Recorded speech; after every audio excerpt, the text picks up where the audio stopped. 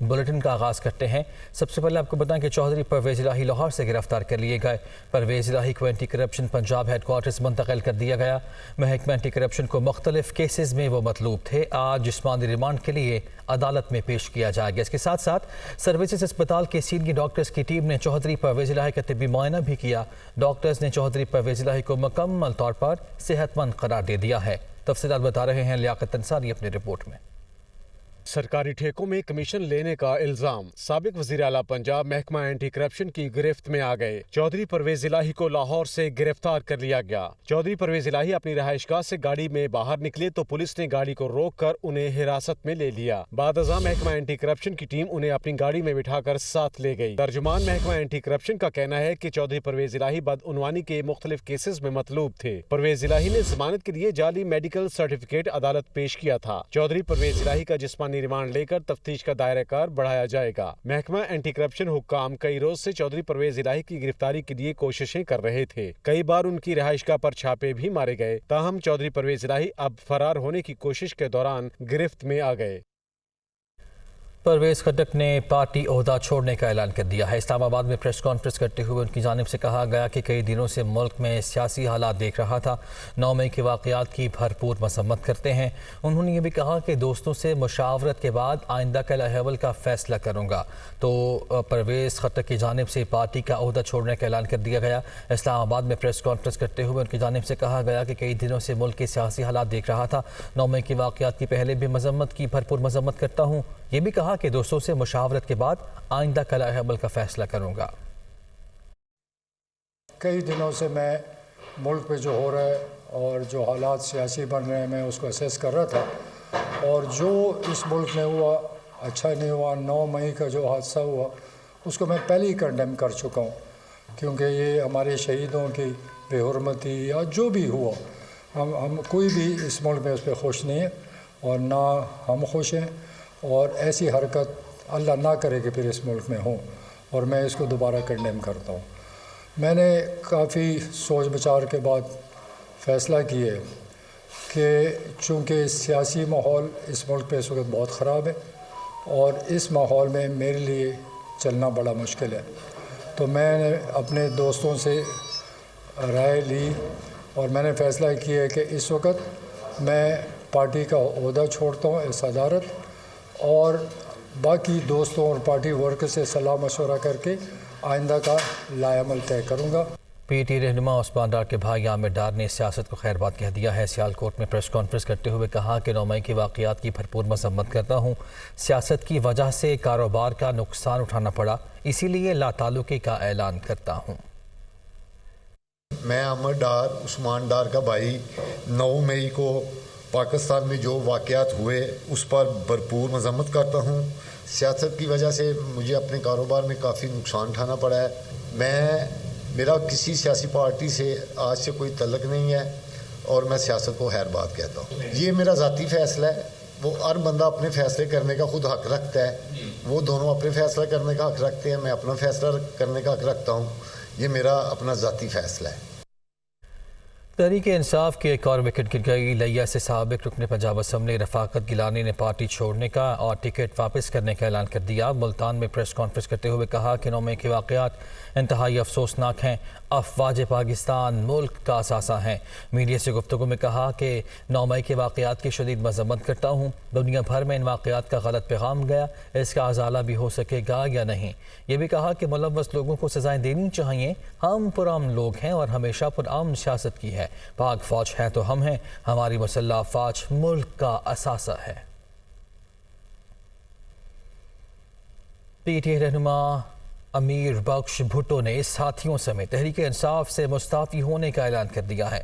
لاڑکانہ میں press conference کرتے ہوئے ان کی جانب سے کہا گیا کہ 9 مئی کے واقعات کی مذمت کرتے ہیں، موجودہ حالات میں سیاست جاری نہیں رکھ سکتے، اس لیے میں اپنے ساتھیوں سمیت عہدے سے مستعفی ہونے کا اعلان کرتا ہوں۔ مجھے اب ان کے ساتھ نہیں چلنا چاہیے، لہٰذا میرے جتنے بھی عہدے ہیں، میں سینئر وائس پریزیڈنٹ ہوں مرکز میں پروونشل ایکشن کمیٹی کا ممبر ہوں، میں مرکزی سینٹرل کمیٹی کا ممبر ہوں، میں ان سارے عہدوں سے استعفیٰ دے رہا ہوں اور میں پاکستان تحریک انصاف की बुनियादी रुकनीत से इस्तीफ़ा दे रहा हूँ।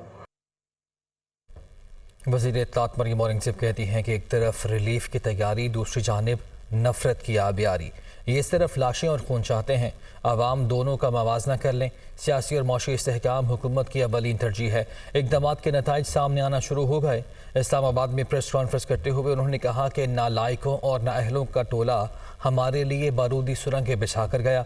जब भी हालात बेहतर हुए ये लोग हमलावर हो गए। 9 मई के वाक़यात भी आवाम को रिलीफ की फराहमी से रोकने की साजिश थे। जो 9 मई का दिन लाया नहीं गया, ये हो नहीं गया, ये मंसूबा बंदी के तहत, जहन साजी के तहत ऑर्केस्ट्रेटेड इवेंट था, जो कल्मिनेशन था उस जहन की जो मुल्क के अंदर खून चाहता था, लाशें चाहता था, ताकि उसकी सियासत जो है वो परवान चढ़ सके। सियासत मुल्क के अंदर कारकर्दगी पे होनी चाहिए, 9 मई जैसे सानियों के ऊपर नहीं होनी चाहिए। मुल्क के अंदर सियासत जो है, हुकूमतें जो हैं, वो मुल्क के अंदर सियासी इस्तेहकाम लाती हैं। 4 साल अपोजिशन के साथ सियासी इंतकाम करके और मईशत के साथ खेल के, मईशत कोई स्विच ऑफ और स्विच ऑन बटन नहीं होती। जो मुसल्लह जत्थे थे वो रियासत के ऊपर और हुकूमत के ऊपर हमला आवर थे। उनके होते हुए हमने मईशत के ये इंडिकेटर्स, आवाम को ये रिलीफ, अभी महंगाई है, बिल्कुल है, लेकिन इंशाअल्लाह जो सिमत 2013 में दुरुस्त करके बुनियाद डाल दी थी, उसी सिमत की मईशत की और आवाम को रिलीफ देने की बुनियाद रख दी गई है। उज़्बेकिस्तान के सफ़ीर ने सरबराह पाक फ़ज़ाइया air chief marshal Zaheer Ahmad Babar सीधू से मुलाकात की। बाहमी दिलचस्पी के उमूर, इलाकाई पेशरफ्त पर भी तबादला ख्याल किया गया। मुलाकात के दौरान सरबराह पाक फ़ज़ाइया ने उज़्बेकिस्तान के सफ़ीर को अमली पॉलिसी फ़ैसलों से आगाह किया, जिनके तहत पाक फ़ज़ाइया को जदीद तरीन टेक्नोलॉजी के हुसूल और इंफ्रास्ट्रक्चर की अपग्रेडेशन के साथ साथ ऑपरेशनल और तरबीती शोबों में बेहतर बनाकर जदीद खतूत पर इस्तवार किया जाएगा। सरबराह पाक फ़ज़ाइया ने कहा कि पाकिस्तान उज़्बेकिस्तान के साथ अपने मजबूत सिफारती, इक़्तिसादी और दिफाई ताल्लुकात को कदर की निगाह से देखता है। उज़्बेक सफ़ीर ने तरबीती शोबे समेत नई उभरती हुई टेक्नोलॉजी और हवाबाजी की सनत में बाहमी इश्तराक के साथ साथ मुख्तलिफ शोबों में मौजूदा ताउन को मज़ीद मुस्तहकम करने की ख्वाहिश का भी इज़हार किया। खबर शामिल करते हैं अदालती उमूर से। सुप्रीम कोर्ट में चीफ जस्टिस के इख्तियारात और अज़ खुद नोटिस के तरीक़ाकार में तब्दीली से मुताल्लिक कानून supreme court practice and procedure act के खिलाफ केस के समाअत के दौरान चीफ जस्टिस ने रिमार्क्स दिए कि हुकूमत को अदलिया की कानून साजी से मुताल्लिक सुप्रीम कोर्ट से मुशावरत करनी चाहिए।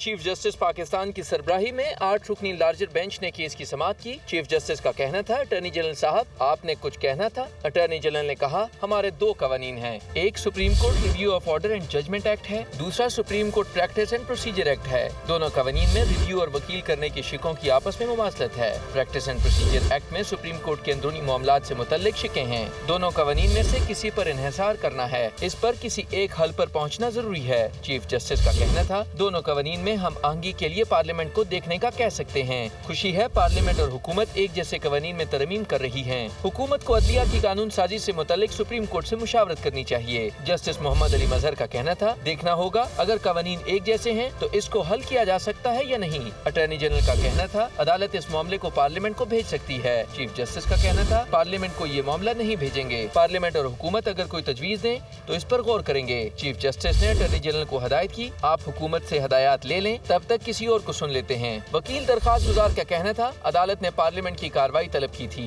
चीफ जस्टिस ने कहा कि अखबारात के मुताबिक पार्लियामेंट ने कार्रवाई अदालत को फराहम करने से इनकार किया, लेकिन हमने पार्लियामेंट की कार्रवाई इनकी वेबसाइट से ले ली है। केस की समाअत आइंदा हफ्ते तक मुलतवी कर दी गई।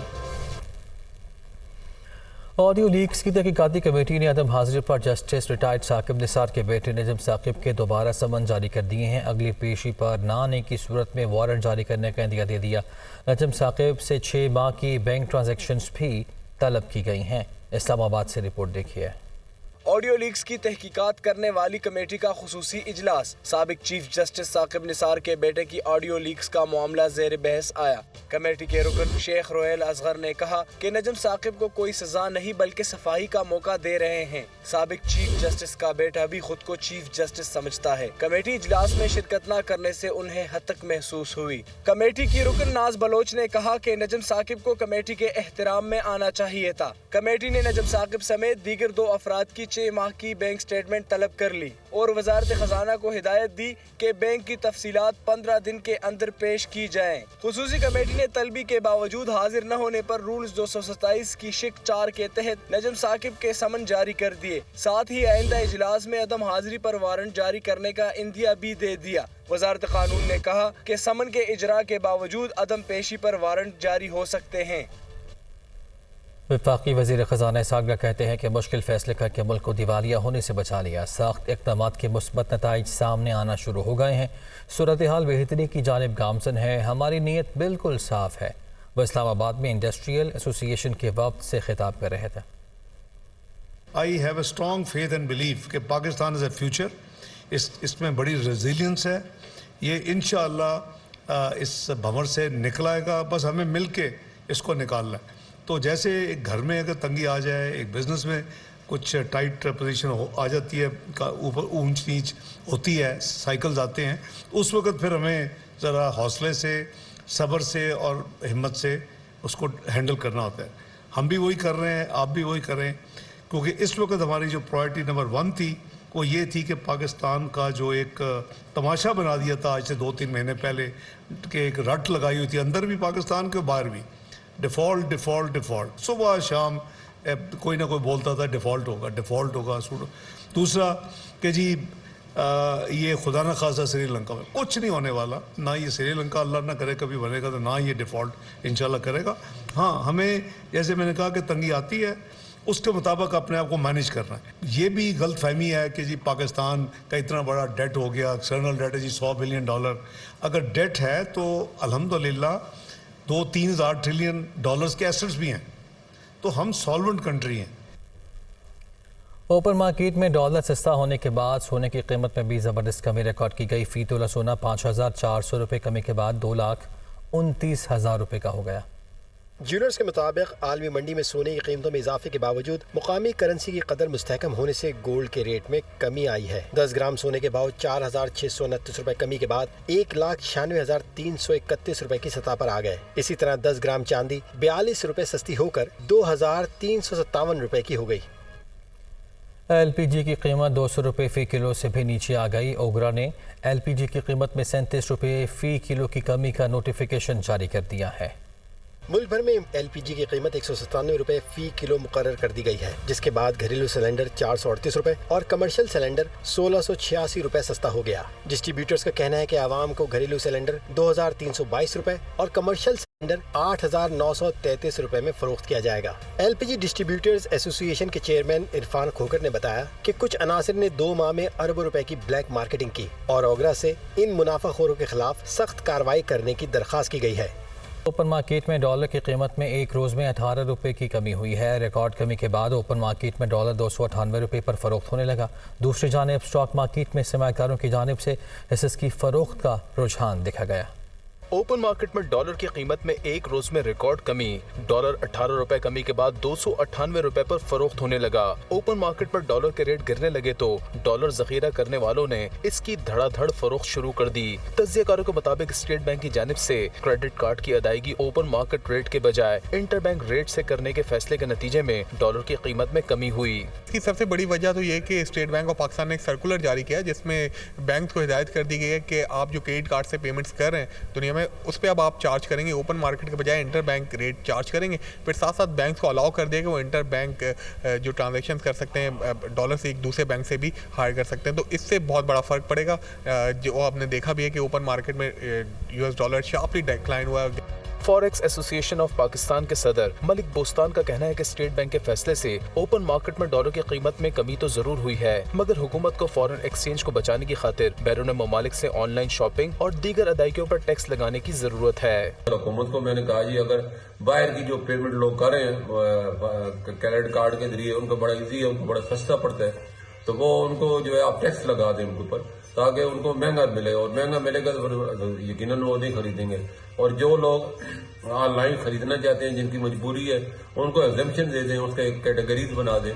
ओपन मार्केट में डॉलर की कीमत में कमी के बाद दीगर करेंसियों के दाम भी घट गए। पाउंड 13 रुपए कमी के बाद 371 रुपए, यूरो 14 रुपए कमी के बाद 319 रुपए, रियाल 4 रुपए कमी के बाद 80 रुपए 50 पैसे और धर्म 3 रुपए कमी के बाद 82 रुपए में फरोख्त होने लगा, जबकि इंटरबैंक में डॉलर 9 पैसे कमी के बाद 285 रुपए 38 पैसे पर बंद हुआ।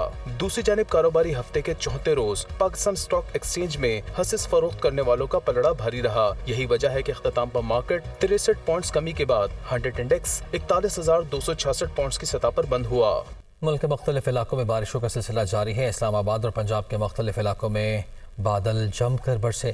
खैबर पख्तूनख्वा, बलूचिस्तान, गिलगित बल्तिस्तान और कश्मीर में भी कहीं तेज़ और कहीं हल्की बारिश हुई। आज पंजाब में मौसम खुश्क रहने की पेशगोई की गई है।